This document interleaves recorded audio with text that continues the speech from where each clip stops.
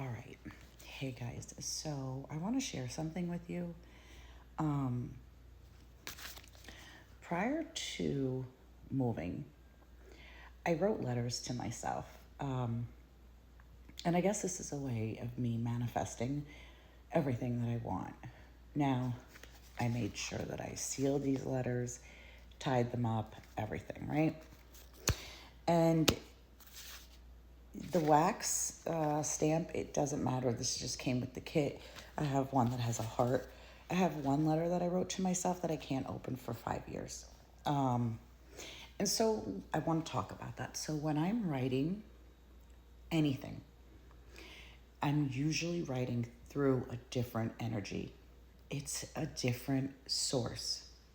It's a guided energy source that gives me information to work with. And either it goes in a book that I have, and it'll go into this book. I have lots of books. This is the current book. And there is also like some, what do they call that?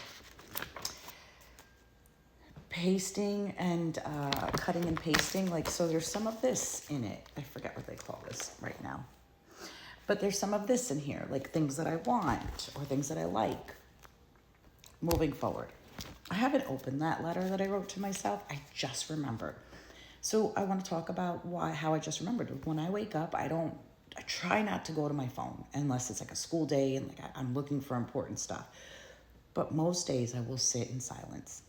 I have my coffee, think and meditate on what my dreams were about, try to gather some information based on what happened yesterday. I don't really focus on too much on how I'm feeling because feelings change through, you wake up feeling one way and then 20 minutes later you're feeling a lot better. So I always say, give yourself time to wake up, do your normal routine. Like I just noticed today, and this is bad, it takes me 2 cups of coffee and 2 whole cigarettes before I've had enough caffeine and nicotine in me, okay, to start my day. And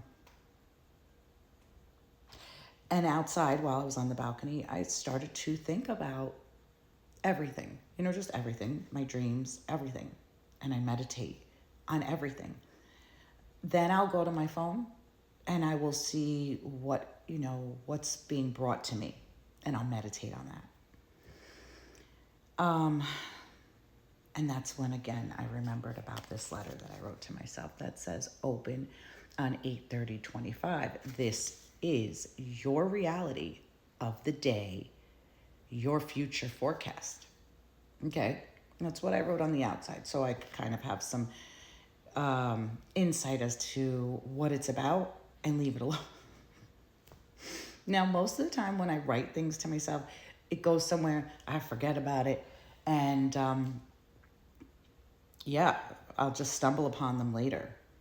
But I've learned to not be so careless with my manifestations over the years, and now I keep them all in the book. And your manifestations really are your thoughts, wishes, desires, and dreams.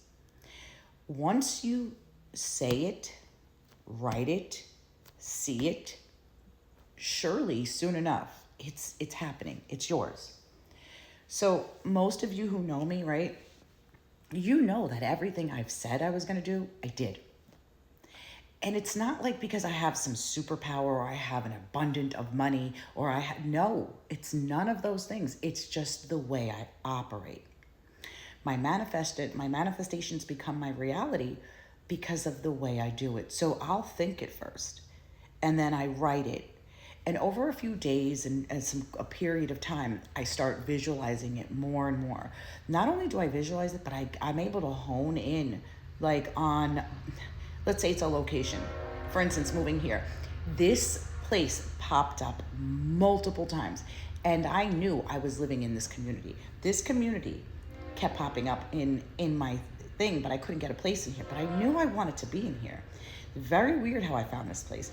The number was also in my dad's newspaper clippings. I said this in a video. I found something I told you I wouldn't tell you my whole unit number, but in his house, I found that, and I knew that also held irrelevance into this, right? So it's about paying attention to what's going on, paying attention to your internal feelings, which has become so much better for me here. You know, New York is very chaotic. So you need to have a place where you can get grounded. It's so important to have that place of silence. I like to call it like a prayer room or a prayer spot. I did have my prayer spot in that old house. It was really at that table. That's why I had all those, Post-its there. I was working through different type of energy in order to get here, right? So I was manifesting this move. But it all started with a thought. I think I should move here with my kids. Now, I also posted something on my Facebook page for those of you who follow me. I only wanted it for some of the pictures, but it made me take all the pictures. Cool. So that's cool, because it's just a reminder of how far I've come.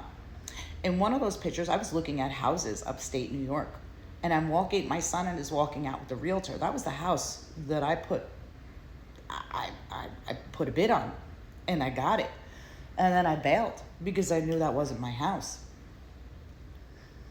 So paying attention is really important, right? So even after I put that bid on that house, and it was off the market now for like 30 days, and we couldn't get in touch with the guy. So this guy thinks he's selling his house to me. Meanwhile, I'm like, no, that's not my house.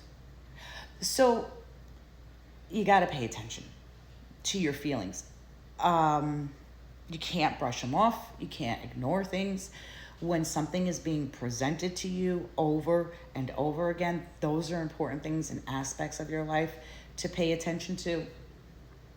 But the most important thing, because I feel like my time is running out, is if you want something to really happen in your life, the most important thing is saying it over and over, as in the tense of already happening, right? So it is, I am, this is important.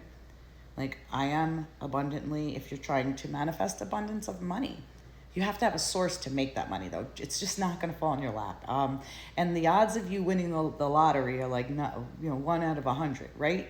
So you got to be realistic with your manifestation too. And again, I'll always say manifestation means movement. You have to move towards something. It's not going to just happen while you sit there. So that's important to know. Now, I was about to say, so you'll say it, right? Then you write it. And when you're writing things, you have a tendency to kind of like give a visual to it. So you'll say it, you'll write it, and then you'll start to see it. And it'll become more clear on how it's going to happen.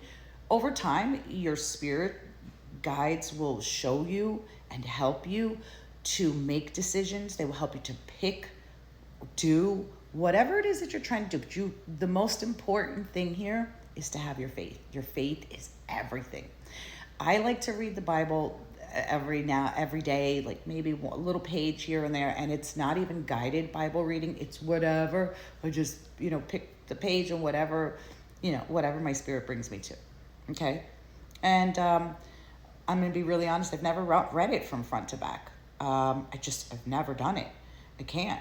I don't have the patience for that type of reading.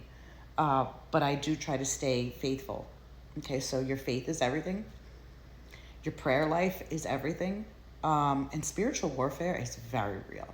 So if you find that like you're down and things are not happening, I would really, really figure out, try to work on what it is that's stopping you from moving forward. Because sometimes you're your own worst enemy. You're the one that's like, no, I can't, it won't.